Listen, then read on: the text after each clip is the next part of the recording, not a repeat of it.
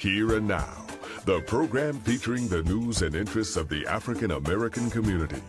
Here's your host, Sandra Bookman. If President Trump's campaign pledge to dismantle the Department of Education becomes a reality, experts are concerned that the drastic move would exacerbate existing inequities in marginalized communities. The documentary Preschool to Prison explores systemic failures that impact Black and brown students, pushing them into the criminal justice system. Take a look. A 7-year-old boy arrested at school in Florida. 10-year-old boy with autism was handcuffed in his own school. There should be no reason why you have 4 officers in a school for a 5 or 6-year-old that is having a temper tantrum. Incarcerating children has become the new cash cow in this country. The prison system is designed to keep people imprisoned, and because it's a business. I got caught up with systematic oppression.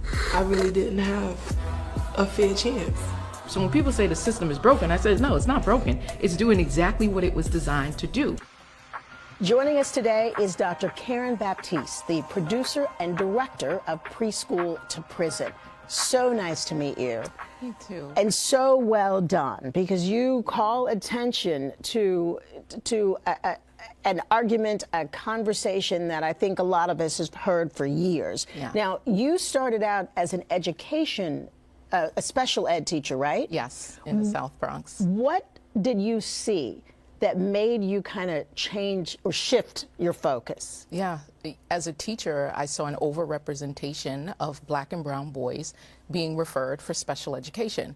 I had many students in my class that did not belong there. And I started to question, why are you here? And why is this student here? And I found myself asking that question way more than I should have if they were appropriately placed. Many of them were not appropriately placed. Some of my students absolutely needed special education services. Many did not.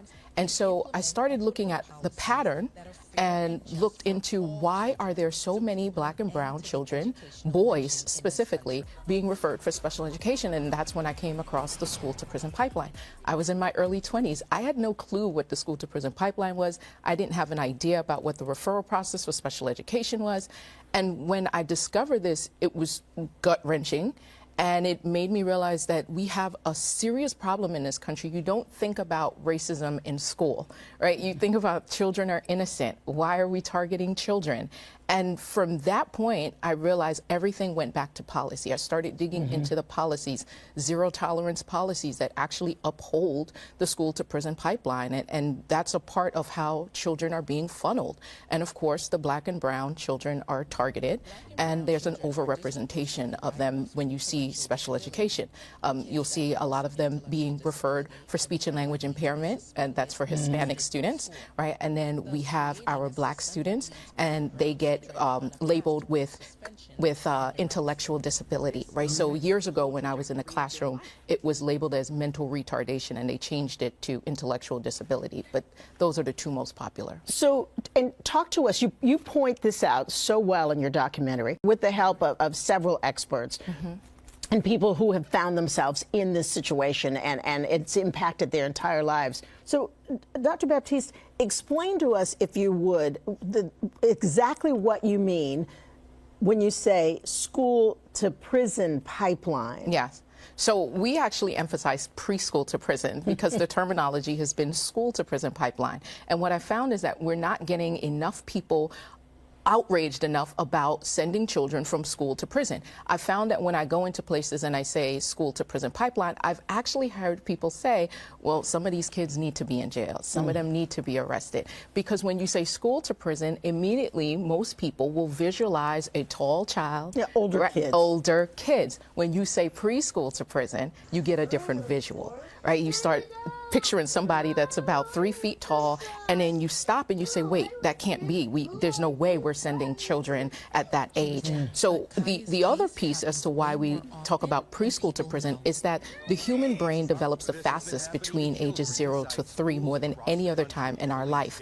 And what we find is that more than half of America's babies are living in or near poverty, which then puts them at a higher risk for actually impeding their development. And research show that children by the age of 2, right, those toddlers that are living in low-income households are actually already 6 months behind in their language processing skills. So this is why we focus on preschool.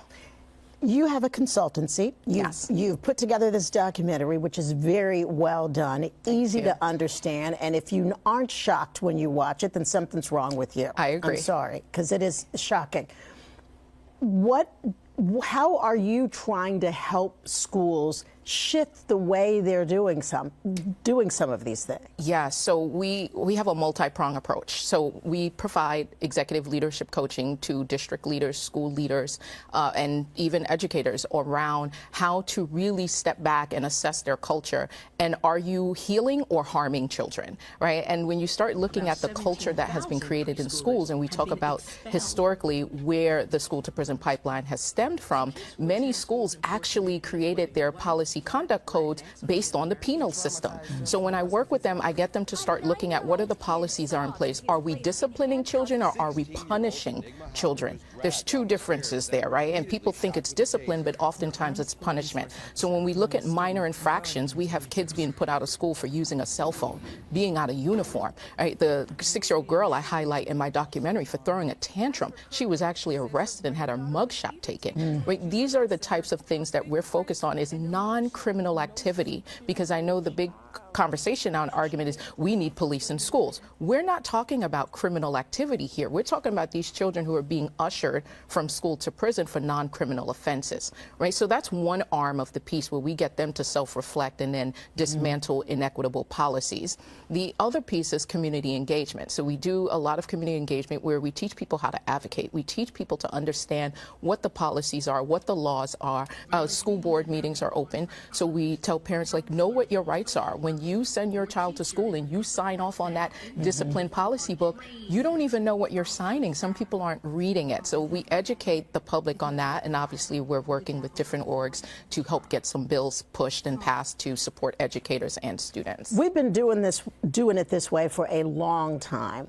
Yes. How open are educators to shifting that model, shifting the way they look at how they've been doing things and actually trying to do it a different way? Yes. So our approach actually has gotten a lot of people to open their mindset through the mindset coaching that we do around thinking about what kind of society we're going to do. We get people to look beyond today, right? Because this becomes intergenerational. If we continue to incarcerate our babies for minor infractions, non-criminal activity, we have to think about this isn't just an impact on that individual child, but it's an impact on the family, not just on the family, but the community, not just on community, but on society. So when we get people to start thinking broadly about what kind of world do you want your child to live in, we get people to really sit back and think through them like, wow, we just, this is just how things have been done, and they just went with the flow. Not necessarily that's what they believe. And so we take that approach, and people actually have been very open everywhere we've gone. We've been asked to come back. So that's a good sign. That is an excellent. Yeah, and me having been a special ed teacher, I know what it is that teachers want. We don't want to waste anyone's time. And so we know how to get into the hearing of educators and really help get them into action. And are schools, is there a cost for schools to work with you on this program? Yes, there is a cost. Most times, especially if we're doing like community engagement events, we have done events without a charge as well, especially because we're really advocating and teaching people how to advocate. Whenever we do coaching and workshops, because we do have workshops on dismantling the preschool to prison pipeline. So often when schools partner with us, they ask to screen a documentary for their staff and even nonprofit organizations. We work a lot with nonprofit organizations, but then following that, we do the workshop on how to dismantle the pipeline, because we can't just leave people with watching the film with no actionable steps.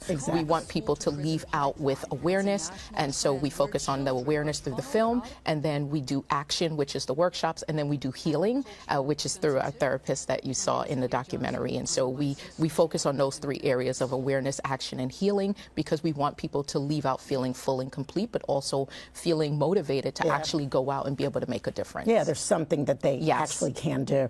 It is eye-opening. Very well done. Thank you. Preschooltoprison.com. That is the website to find out more about the consultancy, how, if you're interested, you can become involved with the program. Yes. And then there's Preschool to Prison, is it documentary.com? Yeah, so we have two separate sites because we didn't want to overwhelm or confuse people. So Preschool to Prison with the number 2, that's the consultancy site. And then there's Preschool to Prison Documentaries.com, and the word 2 is actually spelled out T-O. And so that's where people can go and get the link. It's streaming on Amazon Prime, so they can go to the documentary website and see our awards and the links and everything that they want to know about the documentary. And it is worth taking a look at.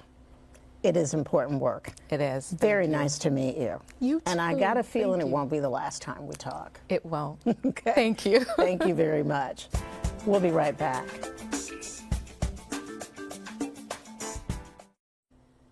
Thank you for joining us on Here and Now. If you missed any portion of today's show, you can watch at abc7ny.com/here and now, or listen to our podcast wherever you subscribe. If you'd like to comment or share your story, email us at wabc.com or follow us on Facebook, Instagram, and X. I'm Sandra Bookman. Enjoy the rest of your day.